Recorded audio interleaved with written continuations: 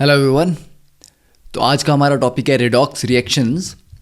और सबसे पहले रिडॉक्स रिएक्शन को स्टार्ट करने से पहले इसके बेसिक जो वर्ड का मीनिंग है उसको देख लेते हैं। तो जूनियर क्लासेस में आपने ऑलरेडी पढ़ रखा है कि रिडॉक्स का मतलब होता है रिडक्शन प्लस ऑक्सीडेशन। ठीक है, जो रिडॉक्स वर्ड है ये किससे मिलके बना है? ये दो वर्ड से मिलके बना है, that is reduction plus oxidation. तो ऐसे रिएक्शन जहाँ पर रिडक्शन और ऑक्सीडेशन दोनों साइमल्टेनियसली होती हैं उनको कहा जाता है रिडॉक्स रिएक्शन। अब ऑब्वियस सी बात है, रिडक्शन का मतलब क्या होता है? गेन ऑफ इलेक्ट्रॉन्स, और ऑक्सीडेशन का मतलब होता है लॉस ऑफ इलेक्ट्रॉन्स।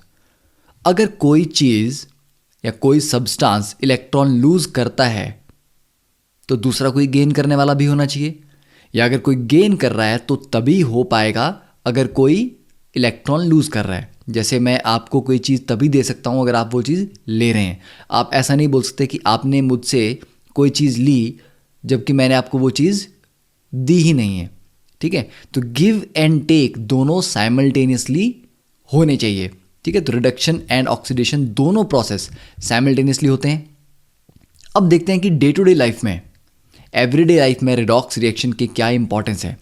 तो आपके सामने ये फर्स्ट डायग्राम है, पिक्चर। ये क्या रिप्रेजेंट कर रहा है? एक स्पेस शटल की लॉन्चिंग। तो स्पेस शटल की लॉन्चिंग का रिडॉक्स रिएक्शन से क्या रिलेशन?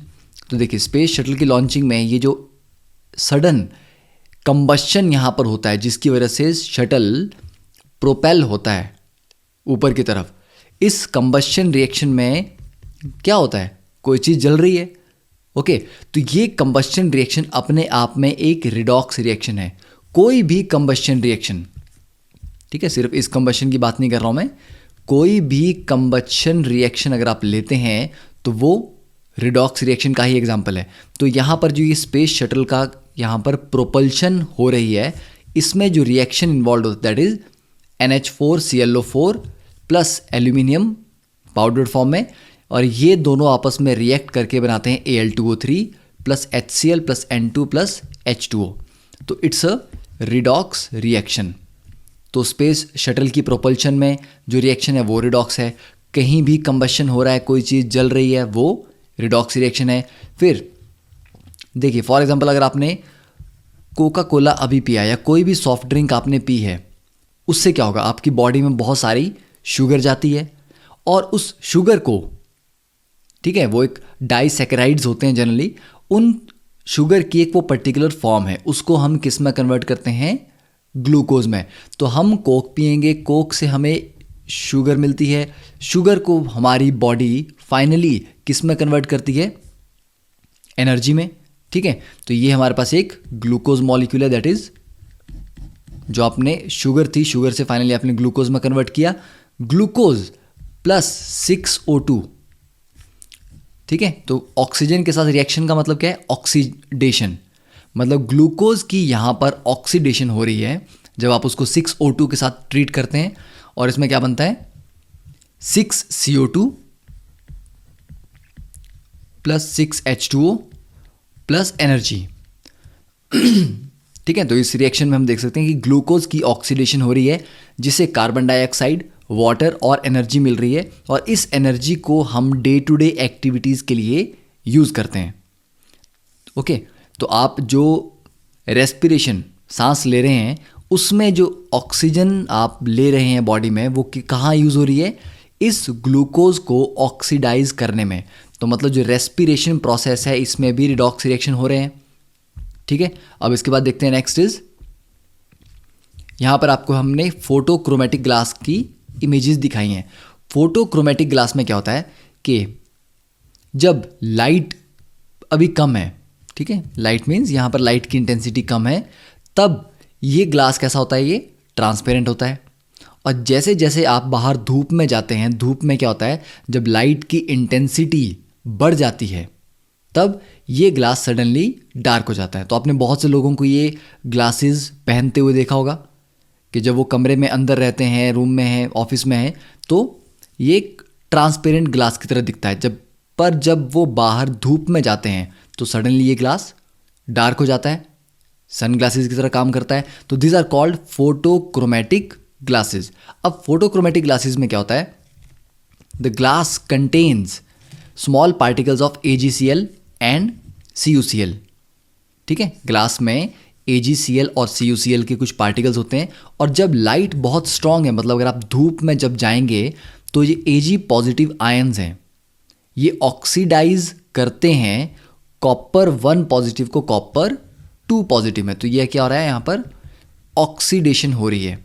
ठीक है, तो Ag पॉजिटिव कॉपर पॉजिटिव को ऑक्सीडाइज करेंगे, तो कॉपर पॉजिटिव की ऑक्सीडेशन हो रही है, और Ag पॉजिटिव की क्या हो रही है, रिडक्शन। तो ये एक रिडॉक्स रिएक्शन है। ठीक है, अब इस प्रोसेस में प्रोडक्ट में क्या बन रहा है, सिल्वर। ये जो सिल्वर के पार्टिकल्स बनेंगे ये लाइट को रिफ्लेक्ट करते हैं ग्लास से, जिसकी वजह से ये डार्क शेड आता है। और वापस अगर आप बाहर से वापस कमरे में आ जाते हैं, लो लाइट कंडीशंस में आ जाते हैं, तो रिएक्शन रिवर्स हो जाता है। मतलब सिल्वर प्लस कॉपर 2 पॉजिटिव वापस copper 1 positive plus silver positive बना देंगे। तो कॉपर 2 पॉजिटिव से 1 पॉजिटिव गया तो मतलब यहाँ पर रिडक्शन हुई, और सिल्वर 0 से 1 पॉजिटिव में गया तो यहाँ पर ऑक्सीडेशन हुई। तो इसका मतलब ये है कि फोटोक्रोमेटिक ग्लासेस भी अगर आप यूज़ करते हैं तो वहाँ पर भी रिडॉक्स रिएक्शंस इन्वॉल्व हैं। ओके, अब आप इसको नोट कर सकते हैं। नेक्स्ट एग्जांपल देखिए, हमें किस चीज़ की इमेज दी गई यहाँ पे, क्रैकर्स की, कि पटाखे जलाए जा रहे हैं। ओके, और आप देख सकते हैं कि अलग अलग पटाखों का जो फायर क्रैकर्स हैं इनके कलर्स भी डिफरेंट हैं। अब ये जो कलर्स आते हैं ये तो डिफरेंट मेटल्स की वजह से होते हैं। ओके, डिफरेंट मेटल्स अगर हम डालते हैं पटाखों में तो उनकी वजह से अलग अलग तरह के कलर आते हैं। तो कलर से अभी हमें मतलब नहीं है, पर इन फायर क्रैकर्स में, इन पटाखों के जलने में जो रिएक्शंस इन्वॉल्व होते हैं वो अपने आप में रिडॉक्स रिएक्शन होते हैं। तो मतलब अगर आप पटाखे जला रहे हैं तो वहाँ पर भी आप इनडायरेक्टली क्या कर रहे हैं, रिडॉक्स रिएक्शंस को यूज़ कर रहे हैं, इन्वॉल्व कर रहे हैं। ठीक है, नेक्स्ट देखिए, बैटरीज। आपके कार की बैटरी है, बाइक की बैटरी है, या जो घर में डिफरेंट इक्विपमेंट्स में आप बैटरीज यूज़ करते हैं उनमें भी कुछ ऑक्सीडेशन रिडक्शन रिएक्शंस हो रहे हैं, तो वहाँ पर भी रिडॉक्स रिएक्शंस इन्वॉल्व हैं। कोरोजन की अगर हम बात करें, ठीक है, कोई भी आयरन जब मॉइस्ट एयर के कांटेक्ट में आता है तो आयरन धीरे धीरे कोरोड होने लगता है, कोरोजन होता है। तो कोरोजन भी अपने आप में एक रिडॉक्स रिएक्शन है। या एक मेटल के ऊपर आपने पढ़ा होगा ऑक्साइड लेयर बन जाती हैं। ठीक है, जो अल्कली मेटल्स हैं वो धीरे धीरे, जैसे अगर आप अल्कली मेटल लें, को सोडियम लें, सोडियम बहुत सॉफ्ट मेटल होता है, उसको आप काट लें, sodium is a soft metal, तो आपने उसका एक पीस लिया और इस पीस को आपने एकदम से काटा, नाइफ से काट दिया। काटने के बाद ये जो नया सरफेस जनरेट हुआ ये शाइनी होगा शुरू में, पर धीरे धीरे ये क्या हो जाएगा, डल हो जाएगा। क्यों? क्योंकि इसके सरफेस पे एक ऑक्साइड की लेयर बन गई है। तो वो ऑक्साइड की लेयर बनना भी क्या है, अपने आप में ऑक्सीडेशन प्रोसेस है। ओके, फिर एजिंग की बात करते हैं तो एजिंग भी ऑक्सीडेशन रिएक्शन है। और एजिंग रोकने का सबसे अच्छा तरीका मैं आपको बताता हूँ, सांस लेना कुछ देर के लिए बंद कर दें। ठीक है, क्योंकि ऑक्सीडेशन का मतलब क्या है, ऑक्सीजन चाहिए रिएक्शन करने के लिए। तो अगर हम ब्रीदिंग बंद कर देंगे, सांस लेना बंद कर देंगे, तो ना ऑक्सीजन आएगी, ना ऑक्सीडेशन होगी, और ना ही हम बूढ़े होंगे। तो है ना शॉर्टकट। ठीक है, तो एजिंग को आप आराम से रोक सकते हो। बस क्या करना है, दिन में सुबह 2 घंटे और शाम को 2 घंटे आपको सांस लेना बंद करना है। ठीक है, so that was a funny part. And this particular diagram ये हमें बता रहा है ओजोन लेयर की डिप्लीशन के बारे में, कि कैसे कैसे हमारे एटमॉस्फेयर में, अगर हम बहुत कोई पुराने कुछ साल 30-40 साल पुराना यहाँ पर ये इमेज देख रहे हैं, तो यहाँ पर ओजोन लेयर उतनी ज़्यादा डैमेज नहीं हुई है। पर अगर हम लेटेस्ट इमेजेस देखें तो यहाँ देखिए ओजोन लेयर में बहुत ज़्यादा डैमेज हो चुका है। ठीक है, ओजोन लेयर यहाँ से गायब हो चुकी है। तो ओजोन लेयर की जो डिप्लीशन हो रही है ये भी एक तरह से रिडॉक्स रिएक्शंस की ही वजह से होती है।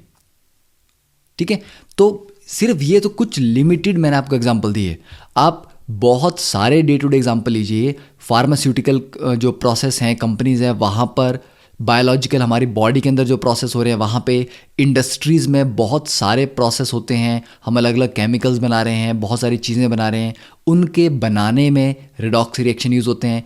मेटलर्जी प्रोसेस, मेटलर्जी मतलब जहाँ पर मेटल्स को उनके ओर से हम एक्सट्रैक्ट करते हैं, उन मेटलर्जिकल प्रोसेसेस में भी रिडॉक्स रिएक्शंस को यूज़ किया जाता है, एग्रीकल्चरल एरियाज़ में यूज़ किया जाता है।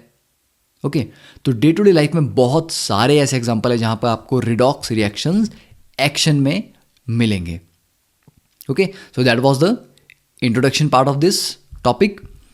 अब मूव करते हैं टुवर्ड द बेसिक डेफिनेशन कि रिडॉक्स के अंदर दो टाइप के हमने रिएक्शन देखने हैं, ऑक्सीडेशन और रिडक्शन। अब इनको कैसे क्लासीफाई करते हैं, ऑक्सीडेशन का मतलब क्या होता है? तो देखिए, एक आप लिख सकते हैं लॉस ऑफ इलेक्ट्रॉन। सबसे बेसिक और सबसे फंडामेंटल डेफिनेशन ऑक्सीडेशन की यही होती है कि लॉस ऑफ इलेक्ट्रॉन। अगर कोई स्पीशीज इलेक्ट्रॉन लूज करती है तो उसको बोलेंगे वो ऑक्सीडेशन शो कर रही है। सेकंड, एक और डेफिनेशन इसकी आप ले सकते हैं, गेन